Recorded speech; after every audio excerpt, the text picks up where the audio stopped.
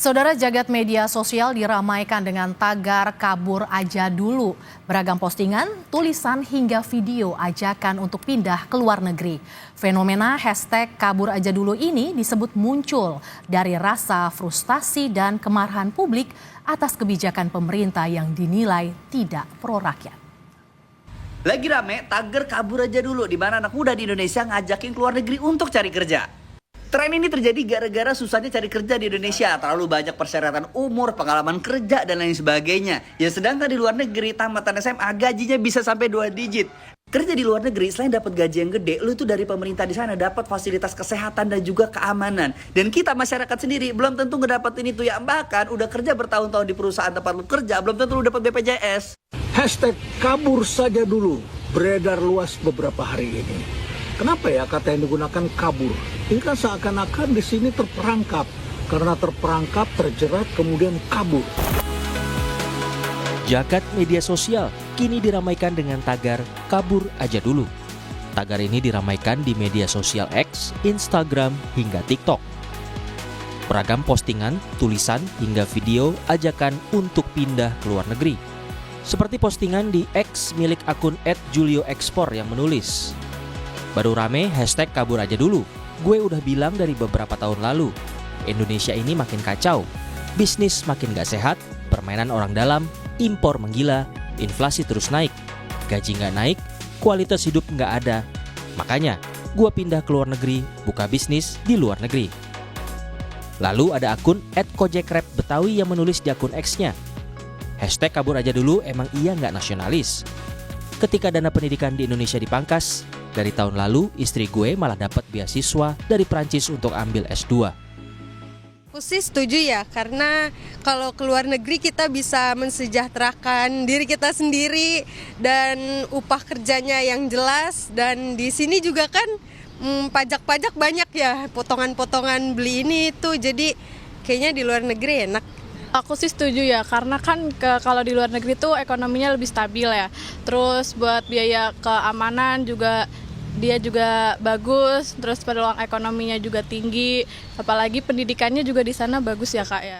Saya sebenarnya jujur setuju untuk pindah ke luar negeri, karena ini bisa jadi alarm merah, jadi tidak pemerintah kemudian hanya diam saja ketika kebijakannya tidak memuaskan atau kebijakannya itu malah destruktif sifatnya. Fenomena hashtag kabur aja dulu ini disebut muncul dari rasa frustrasi dan kemarahan publik atas kebijakan pemerintah yang dinilai tidak pro rakyat. Sulitnya mencari pekerjaan, rendahnya upah, serta ketimpangan sosial menjadi pemicu utama. Dosen Sekolah Bisnis dan Manajemen ITB, Muhammad Yorga Permana dalam program Rossi bilang, tagar kabur aja dulu di kalangan anak muda jadi dampak globalisasi, di mana anak muda kini semakin sadar peluang bekerja dan tinggal di luar negeri.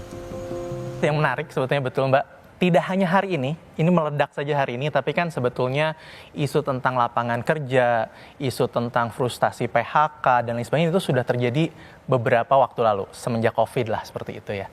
Saya melihatnya dari 3 perspektif sih Mbak, kemarahan anak muda ini ya. Pertama memang dari kebijakan pemerintah, yang kita tentu harus bicara tentang kebijakan. Ada ketidakberpihakan kepada anak muda untuk mencari pekerjaan. Saya mengatakannya lapangan kerja layak yang sangat terbatas. Jadi perspektif kebijakan ini perlu kita bicarakan, yang menjadi pemantik anak muda marah.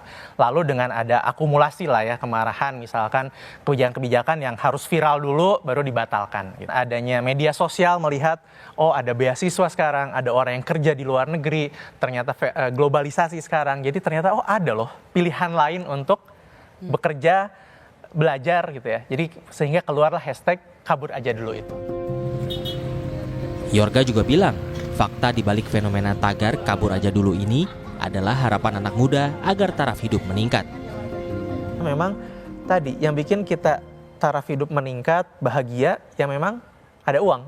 Gimana orang bisa punya uang? Ya kerja gitu. Jadi mungkin kita bisa nariknya ke sana gitu Mbak. Jadi pada akhirnya apa yang bisa membuat masyarakat kita bahagia, salah satu anak muda bahagia, karena risetnya ke anak muda, adalah memang meningkatkan pendapatan mereka. Langkah efisiensi anggaran sejumlah kementerian dan lembaga yang diambil pemerintah kini jadi sorotan.